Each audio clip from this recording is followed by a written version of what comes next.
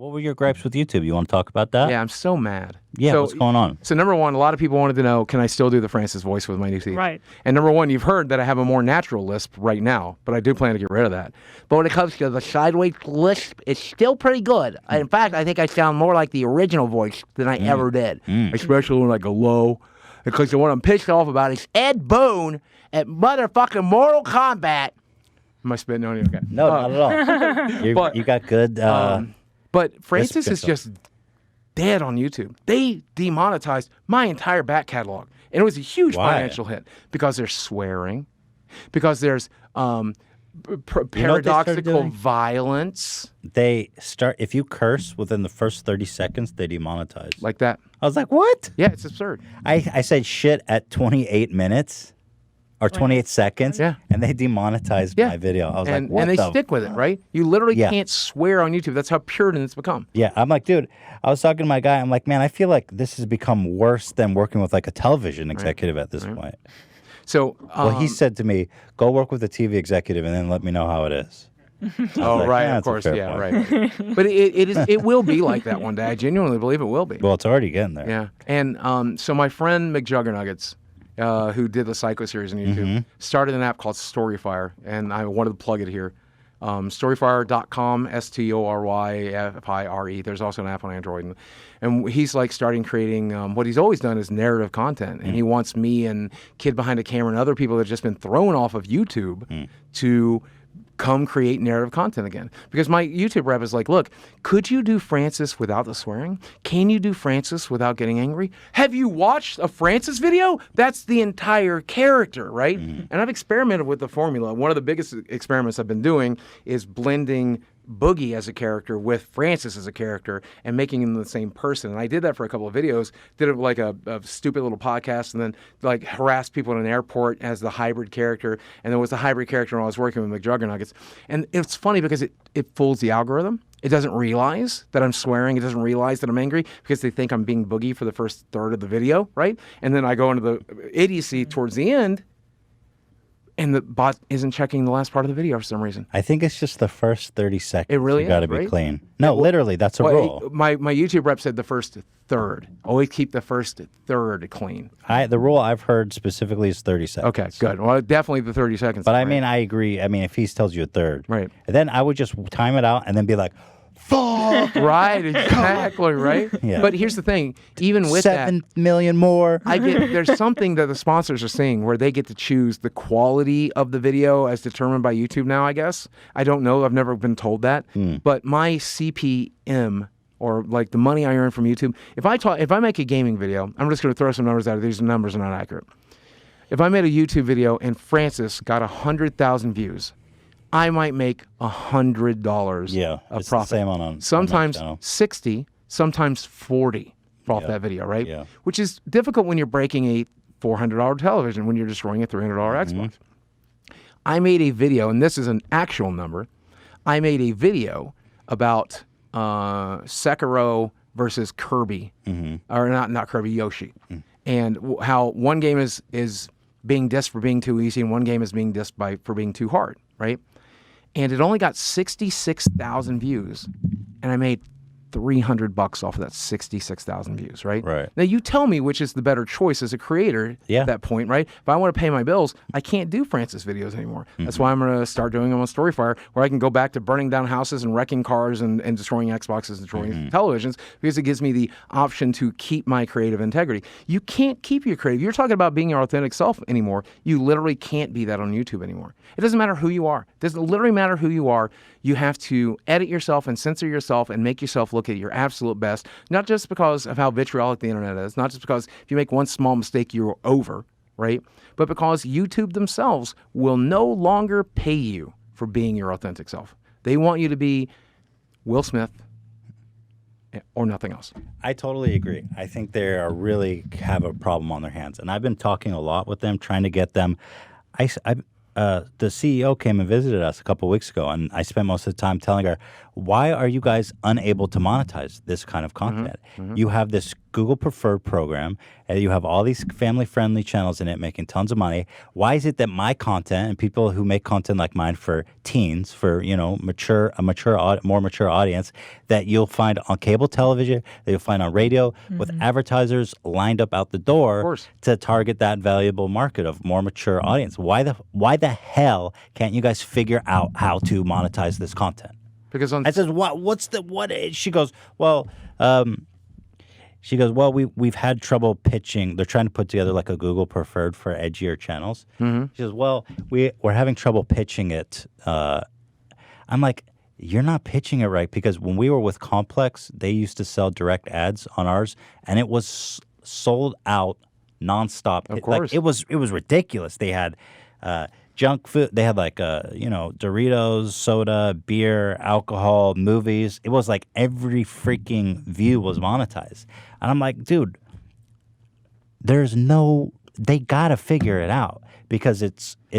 And why you don't just pitch it like the Mortal Kombat, or MTV, right? Like, here's the edge of your YouTube. Here it is, Exactly. Well, they need to uncensored. YouTube uncut. They need to pitch it like, because they're all afraid that's going to be like kiddie shit and terrorism, but it's curated group, and you need to pitch it like, these are more engaged, interested audience in a specific demographic that are willing to spend money in different products, because they're 18-35 males in most of the case, and they're interested in these products, and you're going to get a better targeted advertising to these people.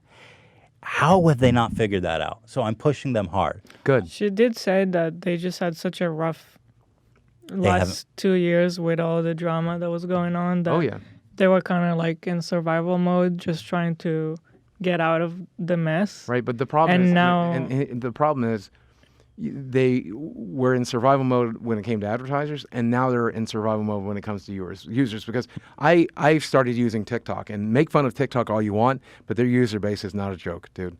And it's because if you're a conservative, you can say whatever the hell you want to on TikTok. I see conservative videos all the time. I see very left-leaning videos all the time. I see shocking content all the time. There is rules on there, yeah, but it's not as strict as YouTube. And so no, it's not exactly monetized. They monetize the platform, but they don't monetize for very many creators. I think there are some monetized creators, but it's not like anybody can monetize. So that's the problem. The problem is not YouTube, it's the brands. They don't want their ads on that. Right. And I think it's a problem with messaging by YouTube, their failure to pitch correctly. I'm not saying that TikTok will be profitable. What I'm saying is that TikTok is going to damage the user base. It's much easier to, the problem is the brands. Mm-hmm. You're allowed to be on YouTube. And here's where I sell out one of my friends, and I don't care. When they hear this, they're going to get mad.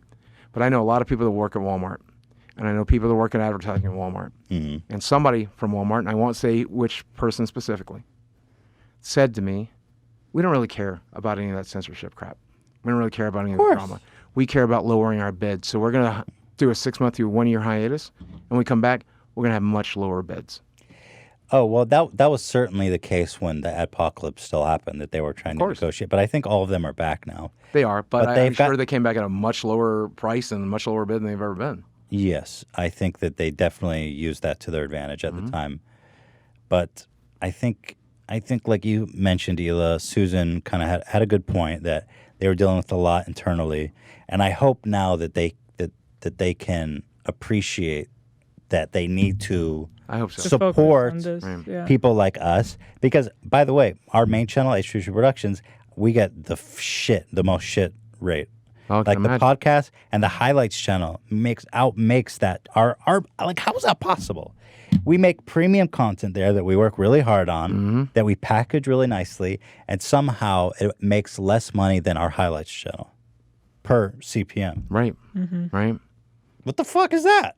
Because at some point the algorithm decided that was a problematic channel, that it's rated PG-13 or it's rated PG-17 or something like that. And because of that, when one of those advertisers goes to their little box, settings, they choose, I don't want to be on anything controversial. I don't want to be on anything. And so their advertisers literally will not appear on your channel. Meanwhile, they'll still show up on Epic Rap Battle all the time, even though you literally have Hitler rap battling Darth Vader, right? That's fine. Right? But they don't curse. They don't, right. Yeah.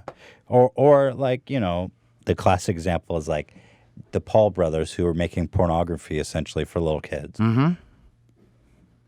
Right. And you've got like a girl in the thong in the thumbnail. Right. So they need to get their shit together. Yeah, I hope they will. I mean, here's the thing. I criticize the things I love. I love gaming, so I criticize it, right? And I feel like it can have an impact there. And I criticize YouTube because I love it. It saved my life.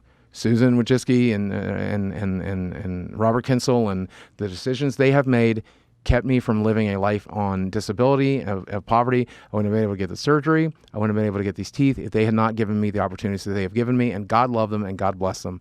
And I love everyone I've ever met at YouTube, and I have nothing but love and respect for them. That said, boy, do they need to learn how to steer their ship better. Yeah, I think there's a lot going on back there that we can't fully appreciate. By the way, meeting with her, she's a really thoughtful, intelligent, well-meaning lady. Wonderful, yeah. I mean, my impression of her was very good, and I think we all need to appreciate too that she was the one in Google that was the biggest advocate for acquiring YouTube. That's why she's the CEO. So, yeah, I think they'll get there. I think they're trying their gosh darnest. Yeah, I never shook her hand. I spoke to her very briefly, and at the Creator Summit last year, and I saw her speak at the Creator Summit, and you could tell how much she loves this platform, how much she loves the creators, how much she loves what she's doing, and how desperate she is to get it right. And the fact that she has toured to see creators like you and Shane Dawson and everyone else, and it's just been incredible to see. I wish they cared about the small creators as much as they care about the big creators, but that's not possible. She can't meet with every small creator. She would literally be doing it for a million years. But I don't know. It's at this point where I don't know if it's solvable. Hank Green, I love Hank Green. He made a video talking about platforms that might try to compete with YouTube. And obviously the StoryFire thing we're doing, I don't think it's meant to compete with YouTube, but it's supplemental. Rooster Teeth. The StoryFire thing I was telling you about where we're doing like narrative stuff, it's obviously not going to compete, but it's there to supplement, right? Like roosterteeth.com, right? Or whatever.